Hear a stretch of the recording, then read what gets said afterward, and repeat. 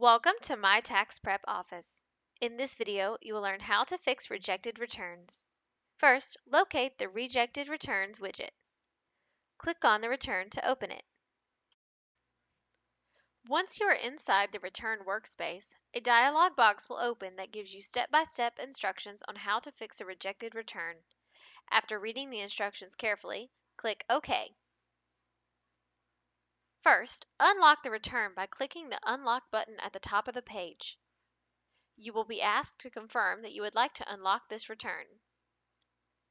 Locate the rejection at the bottom of the page. After you correct the error, click on the eFile menu and select Transmit Return. Be sure to select the Federal checkbox if the return is for both federal and state.